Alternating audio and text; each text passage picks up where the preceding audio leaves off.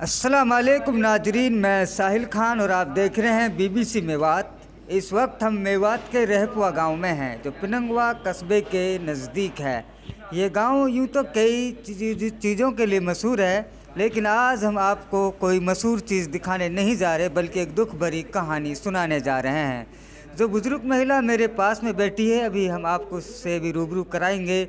मामला यह है कि उसके घर में आग लग जाती है और उन्होंने कई अधिकारियों से अपील भी की और उसके घर का सामान तो सब जल गया, लेकिन ये गनीमत रही कि पड़ोसियों की मदद से उनके बच्चों को, उन बुजुर्ग महिला को बचा लिया गया जो भी उस घर में मौजूद थे।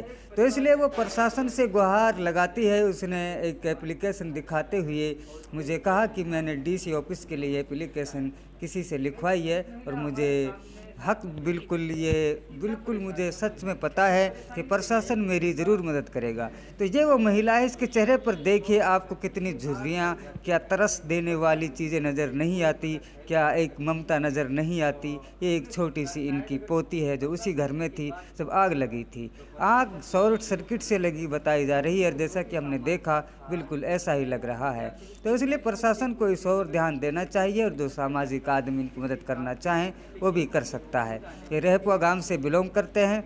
इनके गांव से ताल्लुक़ रखने वाले कई जिम्मेदार लोग जो समाज सेवक हैं और उनमें एक भावी सरपंच भी था और साथ में वकील साहब के आदमी थे, वकील नाम के।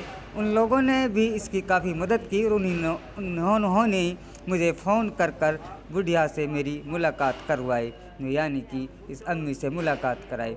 वो बताती है कि हम सब परिवार वाले सोए हुए थे, अचानक आग लग जाती है तो हमें घर से निकलना बड़ा मुश्किल हो गया। बाद में पड़ोसियों ने हमें आकर बचाया, वरना हम सब की सब इस घर में मारे जाते। जो ये पत्र दिखाई दे रहा है ये डीसी के लिए लिखा गया प्रार्थना पत्र है ताकि प्रशासन की तरफ से उन्हें कोई हेल्प मिल सके। इसलिए बार बार उसने प्रशासन से गुहार लगाई कि उसकी हेल्प की जाए। ये कोई राजनीतिक या जातिवादी या निजी फ़ायदे के लिए मैं अपील नहीं कर रहा, बल्कि इसके घर की हालत को देखकर अपील कर रहा हूँ कि इसके घर का सारा सामान जल चुका है जो हम आपको आगे दिखाने जा रहे हैं। फिर आपको हम उन चश्मदीद लोगों से भी मिलाएंगे जिन लोगों ने इस घटना को देखा था और जिन लोगों ने इनको बचाया था। इसमें सबसे बड़ा जो हाथ है जिसने इनका इलाज कराया और कुछ खर्चे के लिए पैसे भी दिए, वो इस गांव के भावी सरपंच बताए जा रहे हैं। शायद मेरे ख्याल से उनका नाम जावेद है और एक कुरैशी नाम के हैं जो वकील साहब नाम से भी जाने जाते हैं। उन लोगों ने भी इनकी काफ़ी मदद की है।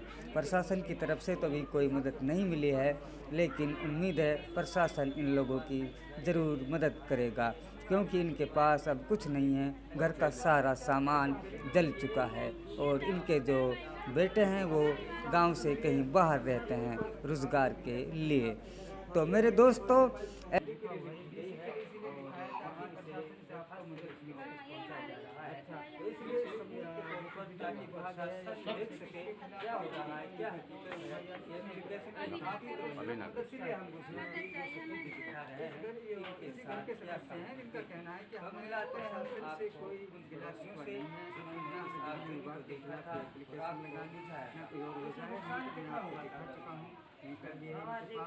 लेकिन वो सिर्फ सहायता के लिए सामान का वो तो सब जल गया चाहते हैं ताकि प्रशासन इनकी घटना के लिए बात तो ये एप्लीकेशन डीसी मोदी के पास देने जा रहे हैं।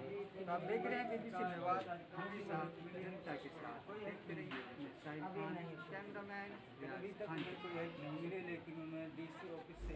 तो बीबीसी सामने जिस आदमी की तस्वीर देख रहे हैं ये वही शख्स है। मैं तो इसे महान शख्सियत कहूँगा क्योंकि यही है सबसे पहले से की मदद करने के लिए सामने आया और पैसों से और जो ज़रूरत का सामान था वो भी उन घर वालों को दिलाया, क्योंकि ये बहुत गरीब लोग थे तो ऐसा होना बेहतर है।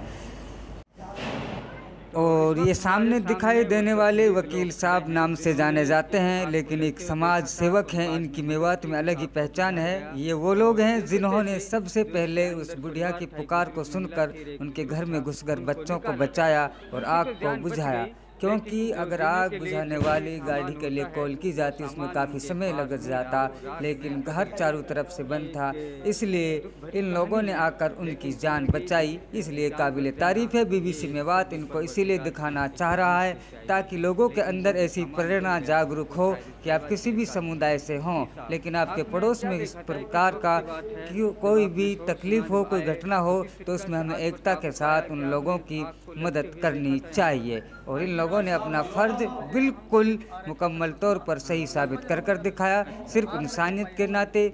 जबकि वो लेडीज़, वो बुढ़िया किसी दूसरे समुदाय से ताल्लुक़ रखती है और सामने जो लोग हैं वो एक और दूसरे समुदाय से ताल्लुक़ रखते हैं, लेकिन उन्होंने इस बात की परवाह न करते हुए उस बुजुर्ग महिला की निष्पक्ष और बिल्कुल बिना फ़ायदे की मदद की। ये तीसरे शख्स भी उन्हीं लोगों में से एक हैं जिन्होंने इस बुढ़िया की मदद की थी। लेकिन सबसे ज़्यादा काबिल तारीफ़ वो लोग हैं जिन्होंने उस बुढ़िया के लिए वो सामान दिया जो उनकी ज़िंदगी के लिए ज़रूरी था, जिसमें कपड़े, रज़ाई, खाने का सामान, जो सब कुछ आग की भेंट चढ़ चुका था, तो इसलिए उसे इन चीज़ों की ख़ास ज़रूरत थी। तो अब ये जो तीसरे लड़के जिसको आप देख रहे हैं, ये भी आग बुझाने में शामिल था। तो एक इनका फ़र्ज था, एक पड़ोसी था, उसने सब कुछ अपनी आंखों से देखा, इसीलिए हम आपको इनसे रूबरू कराने जा रहे हैं। आगे हम आपको कुछ और दिखाएंगे। आपके निशान देखिए, तो शॉर्ट सर्किट से जहाँ पर आग लगी थी, शायद आप देख रहे होंगे वहाँ पर काला निशान लगा है, लेकिन अंदर आग ने बहुत ही बुरा रूप ले लिया था, जिससे पूरे घर में आग की लपटें जल रही थी। हम थोड़े लेट पहुँचे, लेकिन हम आपको तो नहीं दिखा सकते, लेकिन उसके हुए नुकसान को आप साफ तौर पर देख सकते हैं। सिर्फ उनकी जान बच गई, ये भी अपने आप में बड़ी चीज़ है, लेकिन उनकी एक गुहार है क्योंकि प्रशासन उनकी मदद करे। गरीब आदमी और इनको बेचारों की जितनी मदद हो जाए उतनी अच्छी चीज़ है सरकार।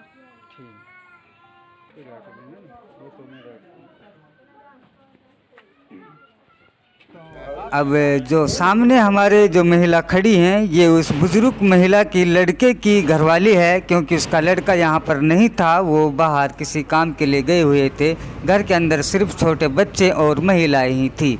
जो इसके हाथ में है ये डीसी के लिए लिखा हुआ एक प्रार्थना पत्र है, ताकि प्रशासन की तरफ से उन्हें कुछ मदद मिल सके, इसीलिए इन्होंने ये प्रार्थना पत्र लिखवाया गया है। और बीबीसी मेवात ने इनका पूरा साथ दिया और कुछ और समाज सेवकों की भी इसमें सहायता ली गई। तो बीबीसी मेवात अब ये एप्लीकेशन लेकर डीसी ऑफिस कल जाएगा और हम कल दिखाएंगे कि इस परिवार की क्या मदद की गई है। अगर किसी भी प्रकार की समाज में इस तरीक़ा की घटना हो जाती हैं, तो हम एक इंसान होने के नाते जाति धर्म को अलग करते हुए उनकी मदद करनी चाहिए। हमें हेल्प एक दूसरे की करनी चाहिए, जो एक इंसान होने की पहचान है। तो बीबीसी मेवात का ये कदम सराहनीय है और बीबीसी मेवात की टीम ने इन लोगों को आगे आकर कहा कि आप किस तरीक़ा की मदद हो सकती है, वरना वो चुपचाप अपने घर में बैठे हुए थे। लेकिन कहाँ तक लोग उनकी हेल्प करते, प्रशासन को हेल्प करने के लिए सामने आना ही होगा, ताकि वो भी अपनी वो ज़िंदगी जी सके जिसके वो हकदार है। एक तो सर्दी बरसात ने इस तरीक़ा का मौसम कर दिया है कि उनके जो कपड़े, रज़ाई, गद्दे जल चुके हैं, उनके बिना एक रात काटना भी बड़ा मुश्किल है। और शायद ये नहीं जानते कि प्रशासन से अपना कैसा हक मांगा जाए, इसलिए बीबीसी मेवात ने उन्हें लिख कर दिया है कि डीसी की